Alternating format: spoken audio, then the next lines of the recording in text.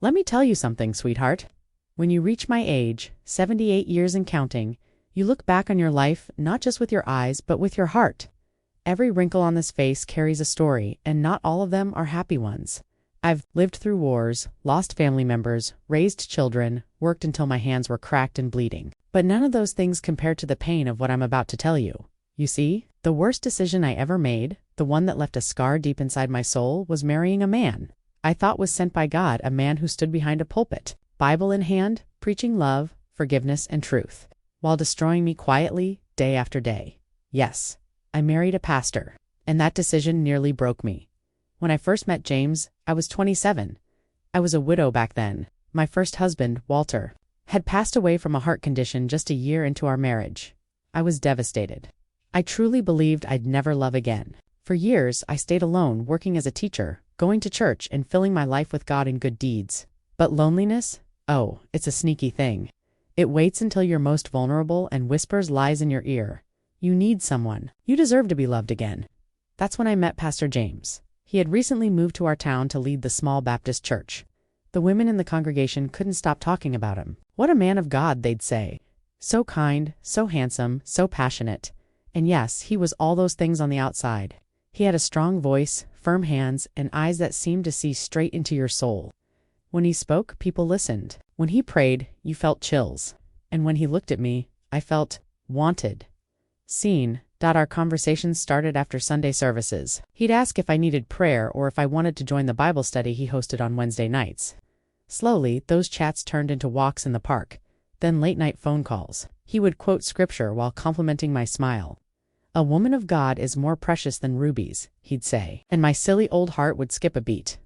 Looking back now, I see the signs. I see how carefully he chose his words, how he made me feel special, not just as a woman, but as a chosen one.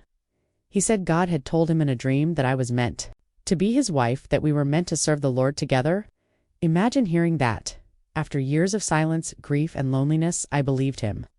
I wanted to believe him. We got married 6 months later. It was a small ceremony at the church. The pews were filled with smiling faces. My dress was ivory lace, simple but lovely. And James, standing at the altar in his tailored suit, holding my hands as he vowed to love and cherish me.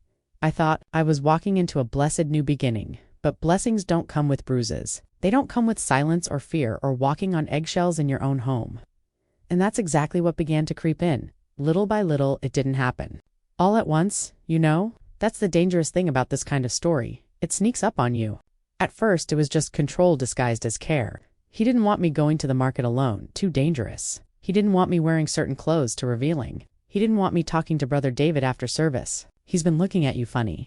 I laughed it off at first.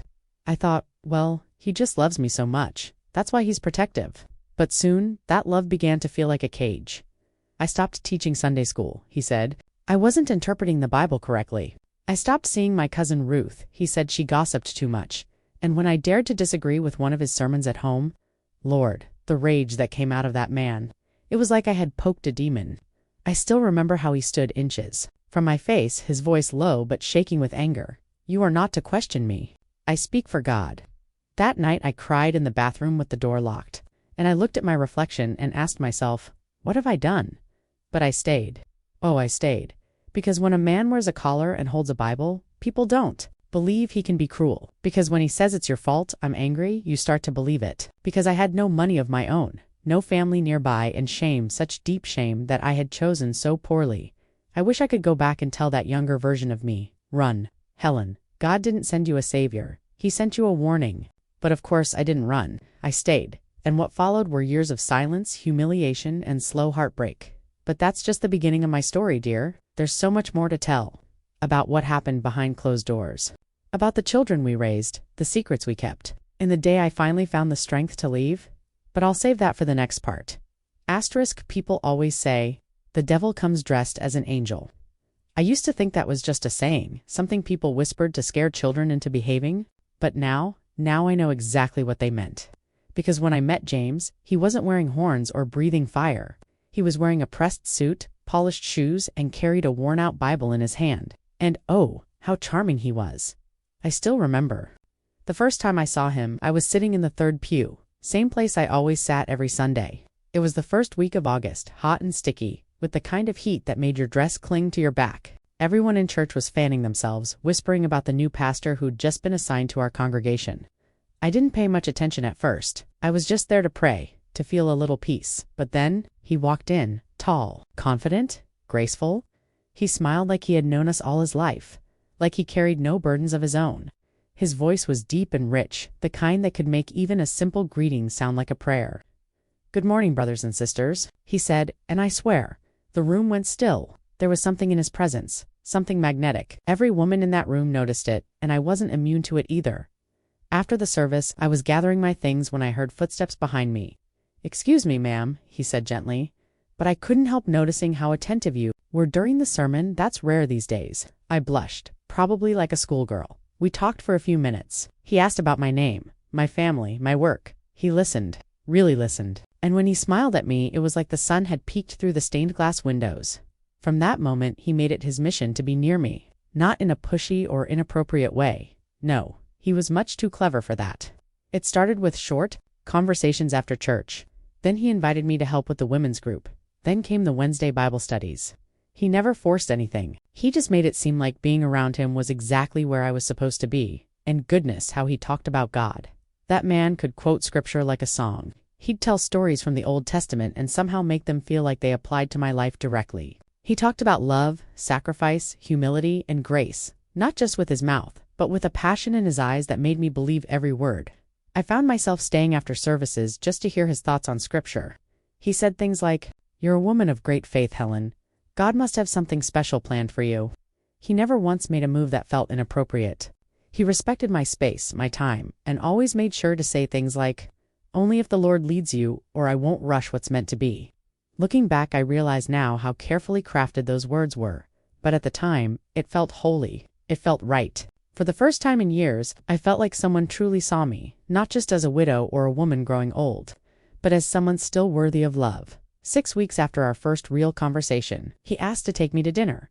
Nothing fancy, just a quiet meal at a small restaurant a few towns over. "It would be an honor to share a meal with you, Miss Helen," he said. And I, like a fool hungry for affection, said yes. That night he told me how his first marriage had ended in pain. His wife had been unfaithful, he said. It had tested his faith. He said he never thought he'd find love again, but something about me made him believe in second chances. I remember feeling my chest swell with hope. Here we were, two people who had been broken by life, maybe being made whole again through each other. Our courtship was fast, but not rushed. He always said we had God's blessing, and he even told the congregation we were praying about our future. People loved the idea. A pastor finding love in his flock? It felt like a fairy tale to them. To me, James would leave little notes in my Bible verses about love, strength, and devotion. One day he even placed a note that said, Proverbs 18:22, "He who finds a wife finds what is good and receives favor from the Lord."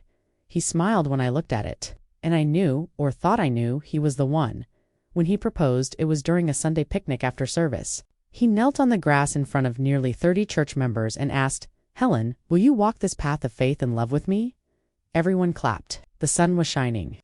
I said yes, but, my dear, here's what no one ever told me. Wolves don't always snarl. Sometimes they pray with you. They quote scripture. They look you in the eye and promise to protect you, while quietly planning how to control you.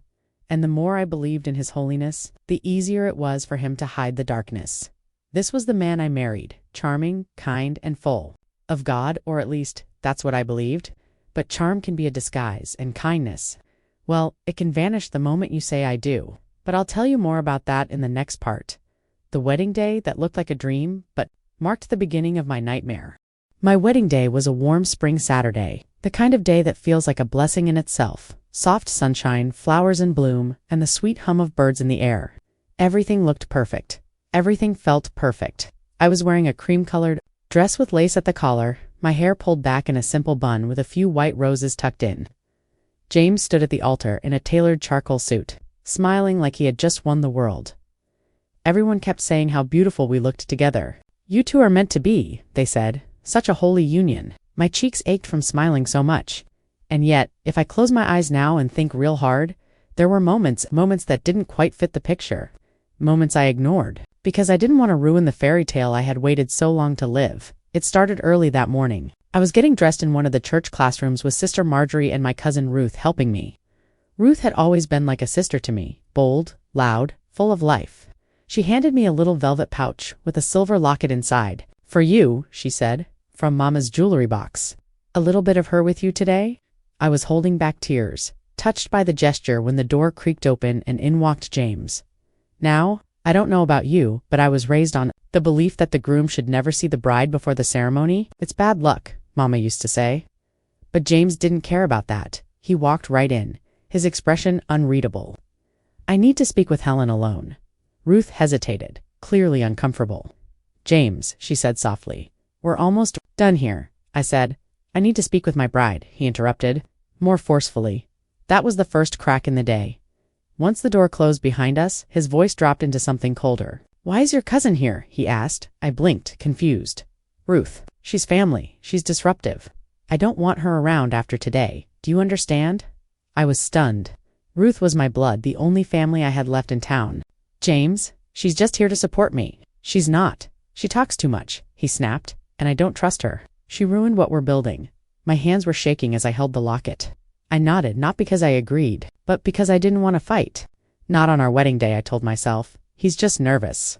Weddings are stressful. It'll pass." But it didn't pass. That tone, that look in his eyes, it would become a regular guest in our marriage. The ceremony itself was everything I thought I'd ever wanted. The church was full of light, decorated with lilies and white fabric draped along the pews. Our choir sang my favorite hymn, and the whole congregation was there, smiling and nodding as if God himself had arranged the day. When James said his vows, he looked me straight in the eyes and said, "I vow to lead you, protect you, and guide you, under God's will, all the days of our lives." I repeated mine with a shaky voice. "I vow to honor you, follow you, and serve God beside you." Looking back, those words sound more like chains than promises. After the ceremony, we had a modest reception in the church basement. Nothing fancy, just sandwiches, cakes, and punch. Everyone took turns congratulating us, and James was the star of the evening. People kept praising how lucky I was, how I had found not just a man, but a man of God. I remember sitting alone for long stretches, watching him talk to everyone but me. At one point I caught him whispering something to Deacon Charles's wife. Her eyes widened, and then she laughed a little too loud. I told myself not to be jealous. After all, he was a pastor, being friendly was part of the role. But when I finally got a moment with him and asked if he was enjoying himself, he just said, "Why are you sulking? You should be grateful." Grateful. That word would haunt me later. That night, when we got home, our new home, a small house behind the church that came with his position, I wanted to curl up in bed with my new husband, laugh, talk, maybe cry a little from joy. But James had other plans. He walked in, changed clothes without a word, and sat in his study for over an hour. When I knocked and asked if everything was all right, he said, "I have a sermon to prepare. Go to bed. Go to bed." On our wedding night, I went into our bedroom, sat on the edge of the bed in my white nightgown, and stared at the door. It was closed. And so was he. I didn't cry that night. I told myself, he's tired. He's a pastor. He has responsibilities. But something inside me started to feel small, shrinking, dimming. That night was the first time I felt alone in our marriage. I didn't know that it would be the beginning of a long, lonely road, one where I would constantly question my worth, my choices, and even my sanity. But to the world, we were the perfect couple. The pastor and his devoted wife, a match made in heaven. Only I knew that, in reality, I was already walking through the early gates of hell, but I didn't give up. Not yet. I was still clinging to hope, to faith, to the belief that love, real love, would grow with time. Oh, how wrong I was. Wait until you hear what the first year of marriage was really like. Asterisk, they say, the first year of marriage is the hardest, but no one ever warned me it could be dangerous, especially when your husband holds a Bible in one hand and control in the other. After the wedding, I moved into James's house, or rather the church-owned parsonage. It was a modest little place, 2 bedrooms, a kitchen that always smelled like old wood and coffee, and a tiny study where James would spend most of his time. It looked cozy enough on the outside, but the walls inside would soon witness a kind of silence and suffering that no one would believe, coming from the pastor's home at first. I tried to convince myself that things were just settling in, new routines, new expectations. After all, I had gone from an independent woman, even in my widowhood, to a pastor's wife, living under the ever-watchful eyes of a small-town congregation. I figured James was adjusting too. I gave him grace. I prayed for patience. But the warmth he once had slowly faded, like a candle burning out. It began with little things, the kind of things you almost don't notice at first. One day, I made spaghetti for dinner, my late husband's favorite. James barely touched his plate. "You should have asked what I wanted," he said, not looking up. "This isn't the kind of food I enjoy." I laughed nervously and said, "Well, it was a surprise." He looked at me, not in anger, but with disappointment. "Next time, ask." A good wife always considers her husband's needs first. That line stuck with me. It was the first of many lessons he would try to teach me, not as a partner, but as a subordinate. Soon he started giving me lists, literal handwritten lists, left on the kitchen counter each morning before I woke up. Clean the baseboards, iron his shirts. Don't speak with Sister Margaret after church. She's a gossip. Call the bank and cancel my old savings account. Be sure to wear a dress below the knee on Sunday. I didn't argue at first. I thought maybe he just liked order, structure. Maybe it was his way of being helpful. But that illusion shattered one evening. Just 3 months into our marriage, I had been invited to a church women's dinner.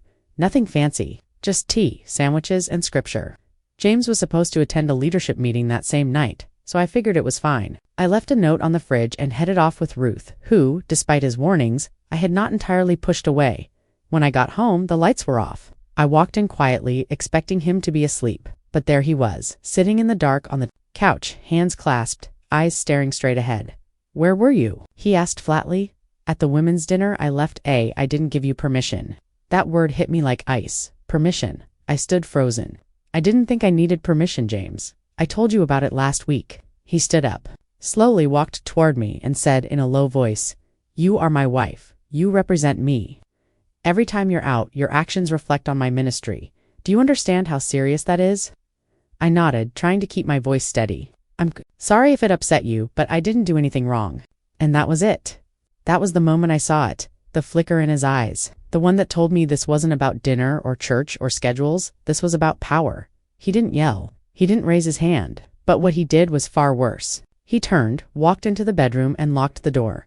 That night I slept on the couch, still in my dress, arms wrapped around myself like armor. I cried. Not loud sobs, but silent tears that soaked into the fabric beneath me. The kind of tears that come when you realize something has shifted permanently and you don't know how to get back to where you started. From that day on, things only got colder. He began to dictate who I could speak to, what I could wear, when. I could leave the house. I was allowed to go grocery shopping, but only with a list he wrote. I wasn't allowed to visit Ruth. "She's divisive," he said. I had to check in with him if I wanted to buy anything, even from the dollar store. "We're budgeting for the Lord's work." He'd remind me in public, though. "You'd think we were newlyweds." He held my hand during services, introduced me as his beloved Helen, and thanked me in sermons for being a pillar of godly support. People would stop me after church just to say how lucky I was. "You have such a strong, faithful husband," they'd say. I'd smile and nod, even as my stomach twisted. At home, there was no affection, no laughter, no warmth. The man I had married, the man who once prayed with me under the stars, who told me I was chosen by God, had become a stranger, or maybe he had always been that stranger. I was just too lonely to see it. I began to lose pieces of myself. I stopped reading books. I stopped painting. I even stopped journaling. The one thing that had always been mine. I didn't want to leave any evidence behind that might provoke his anger.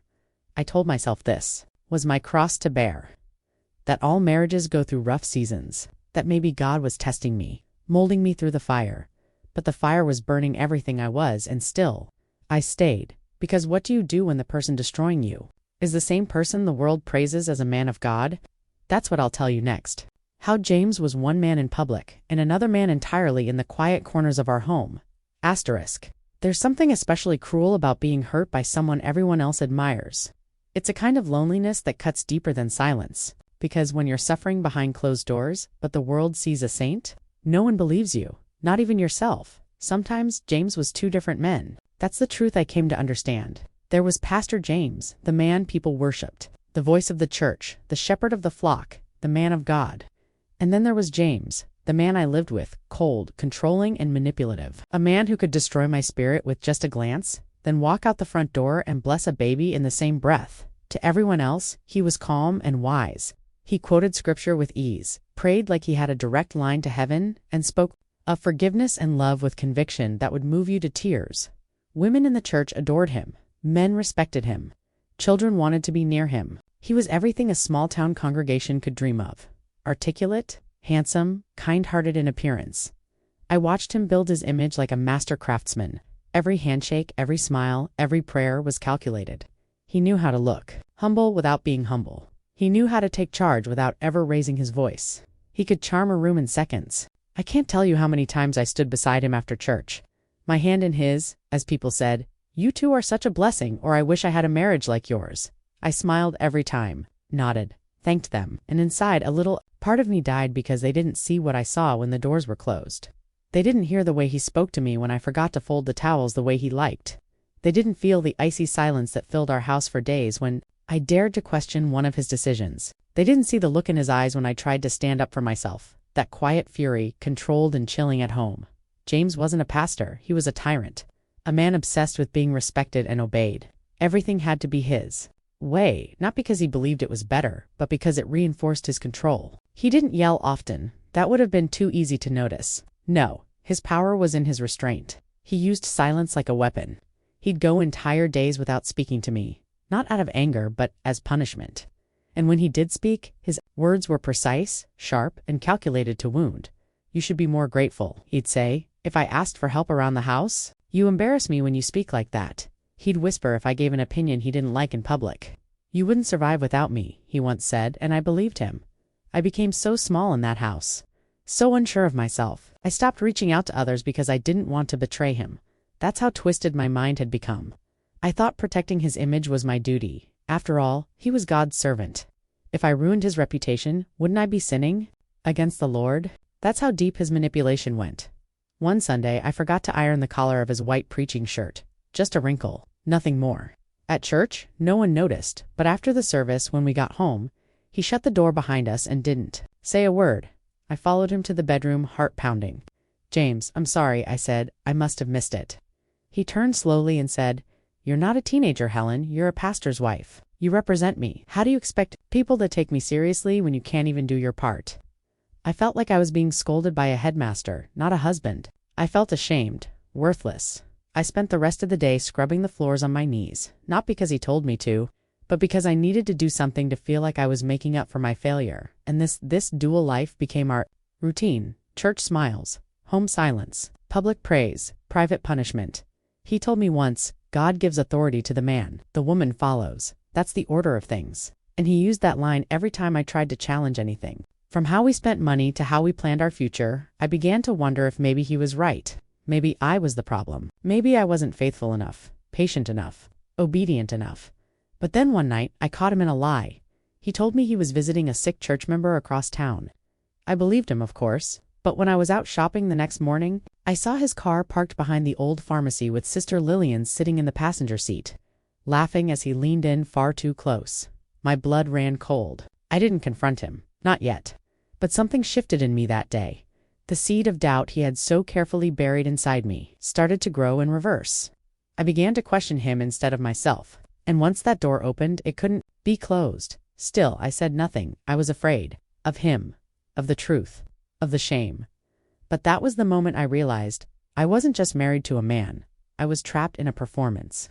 A beautiful lie. And I didn't know how to escape in the next part. I'll tell you about the years I spent hiding behind smiles and Sunday hats, carrying a secret that was eating me alive.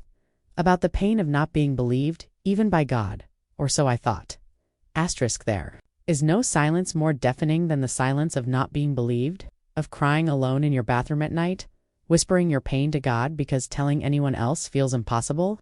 Not because you don't want to, but because you already know what they'll say. He's a good man. He's a pastor. You must be misunderstanding him. Pray more. Be patient. God will change his heart. That's what I heard in my head every time I thought about opening up. Every time I considered picking up the phone to call Ruth, or confessing something during women's prayer group, or even writing a letter I'd never send. I held it all in, because who would believe me? Who would believe that Pastor James, the man who baptized babies, comforted widows, and led revivals with tears in his eyes, was a manipulative, controlling, cold-hearted man behind closed doors? The answer was no one, not even me at times. I spent years in that fog, waking up each morning wondering if maybe I was being too sensitive. Maybe I expected too much from a husband. Maybe I really was difficult. I kept trying to fix myself, so he wouldn't be upset, wouldn't fall silent, wouldn't glare at me over breakfast like I was a burden. You learn to adapt when you're living in emotional captivity. You memorize the warning signs the way his jaw tightens when he's irritated, the tone of voice he uses when you've said too much, the long pauses before he responds when he's displeased. You learn to tiptoe, to apologize quickly, to offer solutions before he's finished pointing out the problem. But nothing ever made him satisfied. Nothing ever made him soft again. There was one afternoon, I remember it clearly. I was helping with the church charity bake sale. I baked 4 trays of lemon squares and stayed up late, organizing the table layout. I was proud. For the first time in a long while, I felt useful, visible, happy, even. After the sale, one of the deacons came up to James while we were packing up and said, "Helen was the star of the show today. You've got yourself a real gem, Pastor." James smiled, but not at me. At the deacon. "She did fine," he said, already walking away that night. I brought it up gently, hoping for something, a thank you, a kind word, anything. "Why do you need other people to validate you?" he said. "Are you doing this for God or for attention?"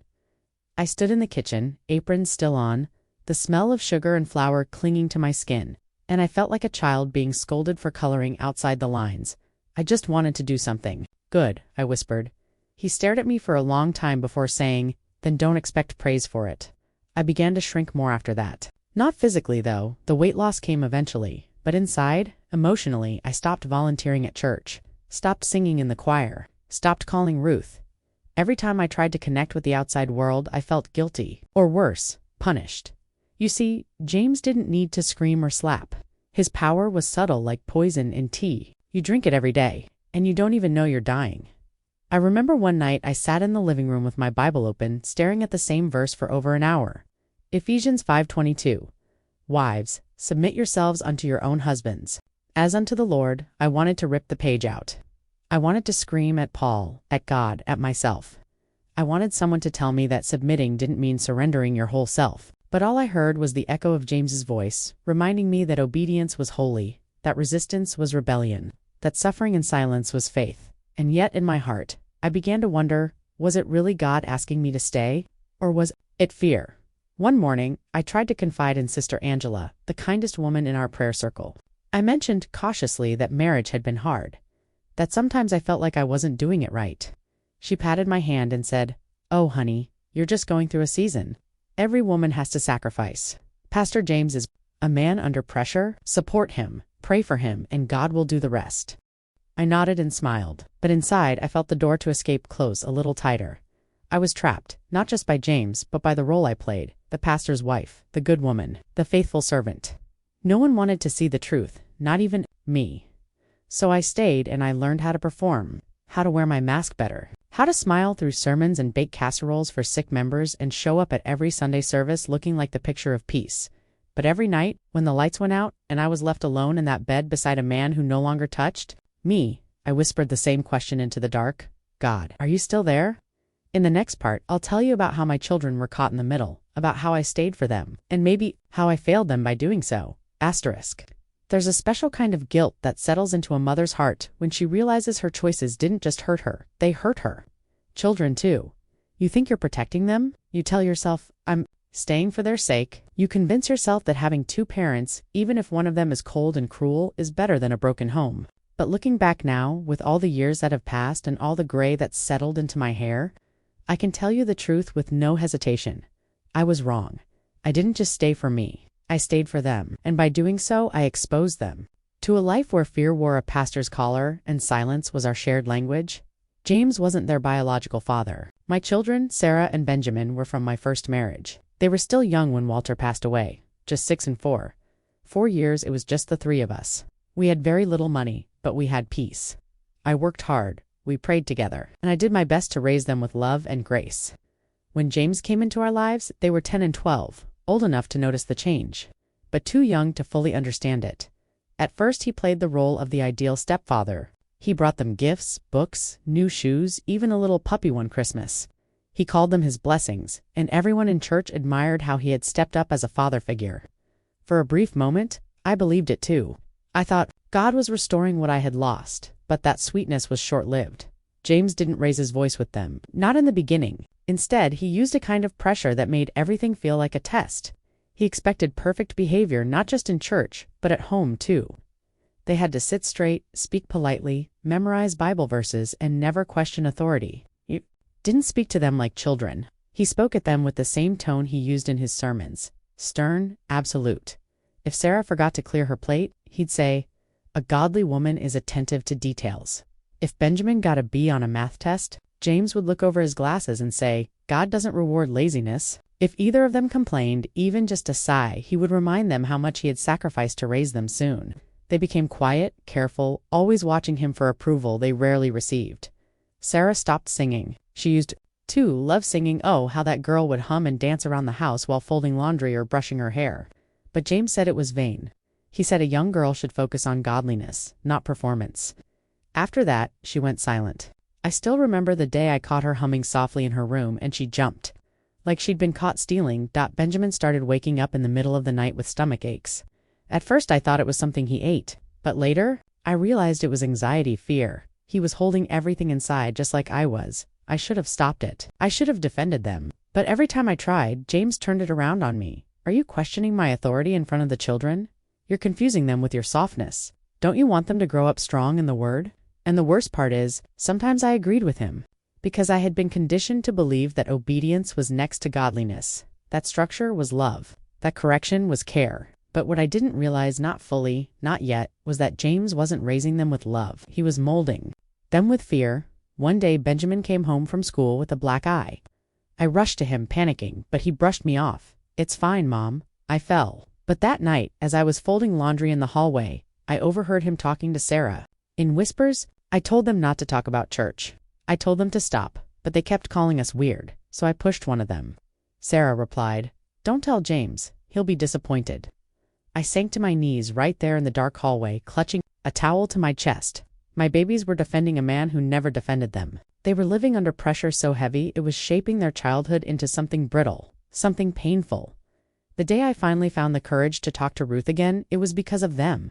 I hadn't spoken to her in over a year. James said she was a bad influence and forbade me from seeing her, but I called her from a payphone down the street while walking the dog. "I need help," I whispered. She didn't even ask why. She just said, "I'm coming." That was the first step toward something different. Not freedom, not yet, but the seed of rebellion. For them, for Sarah and Benjamin.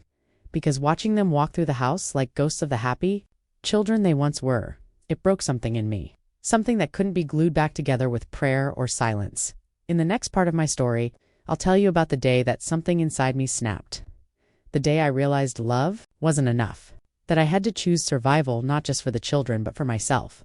Asterisk, I used to believe that the breaking point would come like a thunderclap. Sudden, loud, impossible to ignore. But when my moment came, it was quiet, soft, even. Like a whisper that finally had enough strength to become a scream. I had been shrinking for years, living inside myself, doing everything I could to keep the peace, to protect the children, to survive one day at a time. But the truth is, when you bend yourself long enough to please someone else, there comes a moment when you break. And I broke on a Tuesday. It was the day of our anniversary, 12 years married, 12 years of walking on eggshells. I woke up early to make his favorite breakfast. Eggs over easy, turkey bacon, and toast with raspberry jam. I wore the blue dress he liked. I curled my hair.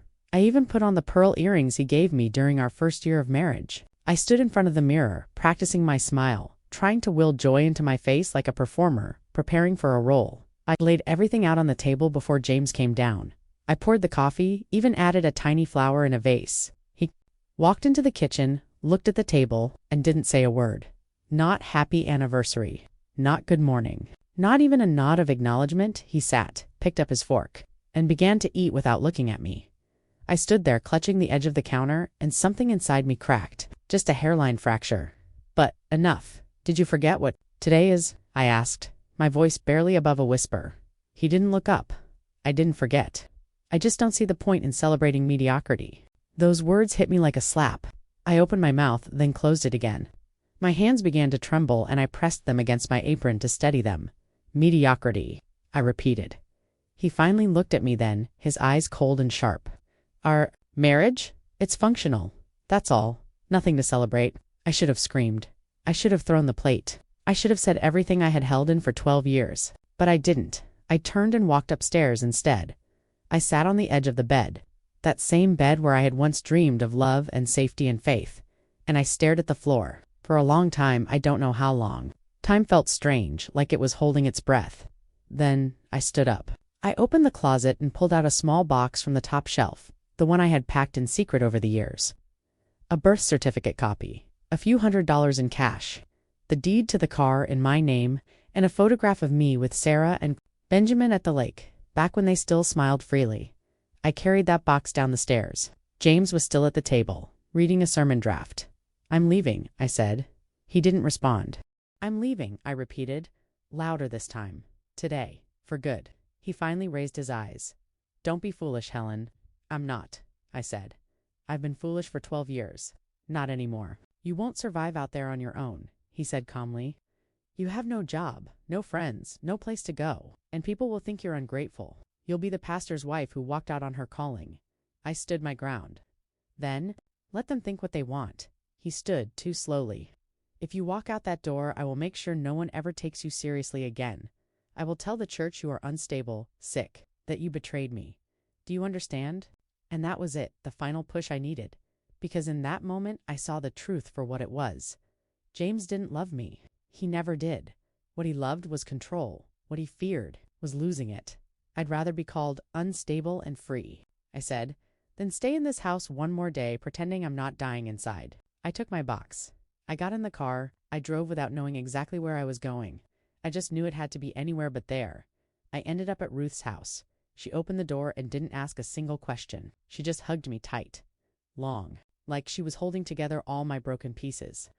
I cried for the first time in years, the kind of crying that makes your whole body shake. And in her arms, I finally felt something I hadn't felt in over a decade.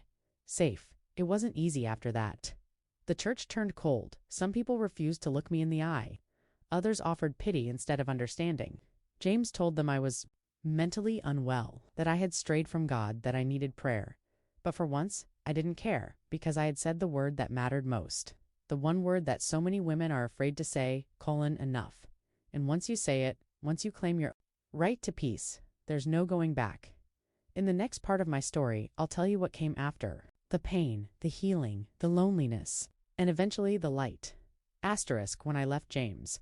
I walked out with a single box in my hands and a lifetime of pain on my back. No house, no job. No money in the bank that I could safely access. I didn't even take clothes beyond what I had on that day, just what I could grab and run with. It felt like I had lost everything, and in a way, I had, but what I didn't know at the time was that what I had truly lost long ago myself was finally on her way back. Ruth took me in without asking for explanations. She didn't say, "I told you so." She didn't remind me how many times I had turned away her help or how long I had kept her out of my life. She just made me tea, gave me a pair of pajamas, and tucked me into bed like I was her own child.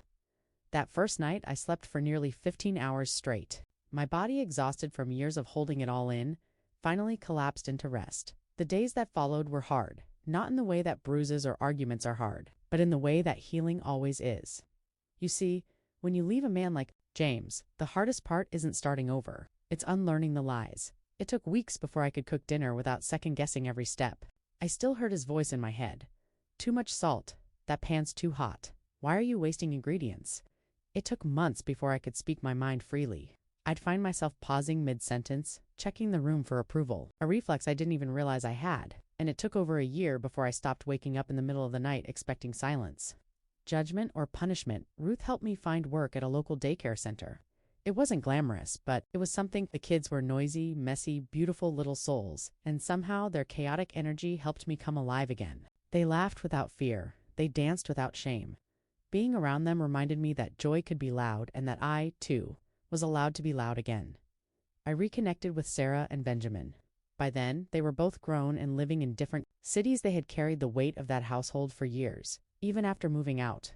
Guilt, confusion, resentment. I apologized. I told them the truth. Not all at once, but piece by piece. And though it was hard, they forgave me. "I never blamed you, Mom," Sarah told me one night. "I just wanted you to be happy." Benjamin, ever the quiet one, simply hugged me and said, "I'm proud of you for leaving." Those words healed more than they probably know. The church, of course, didn't receive me with open arms. James had already rewritten the narrative. To them, I was the bitter wife who couldn't handle the pressures of ministry. He told the congregation I was battling spiritual confusion, that I had abandoned my role as his helpmate.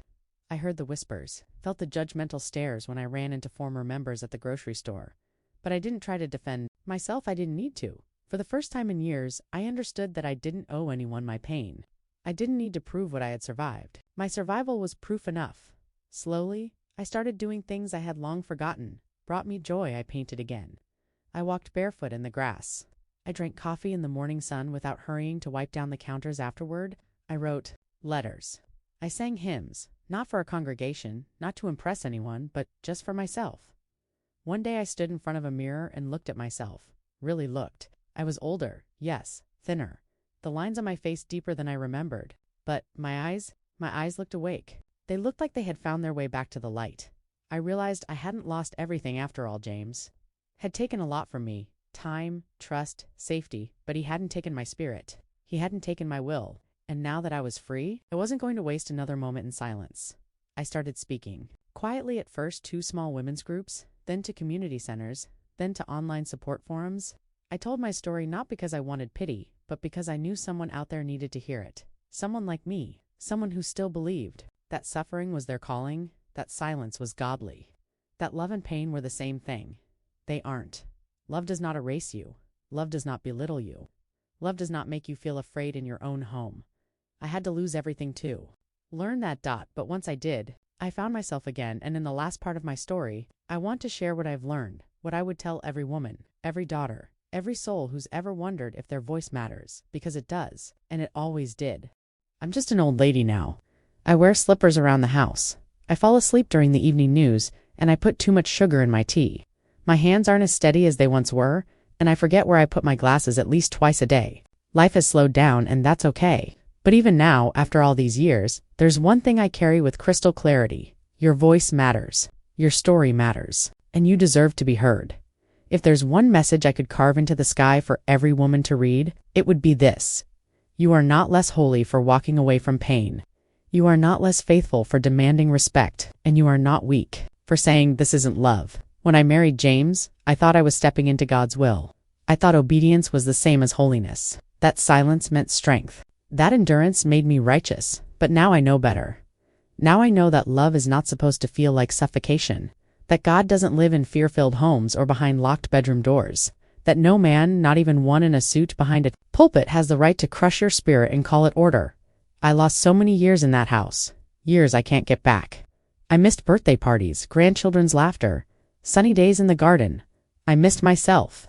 And that's the part that hurts the most. Not what James did, but what I stopped doing because of him. I stopped laughing. I stopped hoping. I stopped believing that I deserved better. But if you're listening to this, wherever you are, whoever you are, I need you to know this truth before I go. It is never too late to start again. Not at 30, not at 50, not even at 65 like I did. You are not too old, too broken, too tied down, or too far gone to reclaim your life. The pieces may not look the same, but they can still come together into something beautiful, something free. If you're waking up every day and asking yourself, is this what love is supposed to feel like? That's your answer, right? There. Real love lifts you up. Real love listens. Real love gives you room to grow. I once sat in silence thinking that leaving would make me a failure, that it would disappoint God. But let me tell you something I wish someone had told me a long time ago. God does not delight in your suffering. He does not reward you for staying small, or quiet, or invisible. He created you in His image, and that means you are worthy of love that does not hurt, of faith that does not shame, of a home where you can rest and not flinch. You can leave. You can speak up. You can begin again, and when you do, you will start to remember who you were before the pain, or maybe even discover someone new, stronger, wiser, braver. I've lived a long life, and I've made more mistakes than I can count, but I'm proud of one thing. I didn't let my story end in silence. I stood up. I walked away. I found peace in the ashes of what I thought was love, and now I sit here, not as a victim, not as a forgotten wife, but as a woman who finally found her voice. If you're still listening, thank you. Thank you for sitting with me through my story. If anything I said today made you pause, made you feel seen, I want to ask you something. Please, share this video. Someone out there needs to hear it, just like I once did. Subscribe to the channel. If you want to hear more stories like mine, real, raw, and full of truth, and if you're going through something right now, Leave a comment below or just type a heart. You don't have to tell your whole story, but maybe today is the first step in writing a new one. You are not alone, you are not invisible, and you are not powerless. With all my heart, Grandma Helen.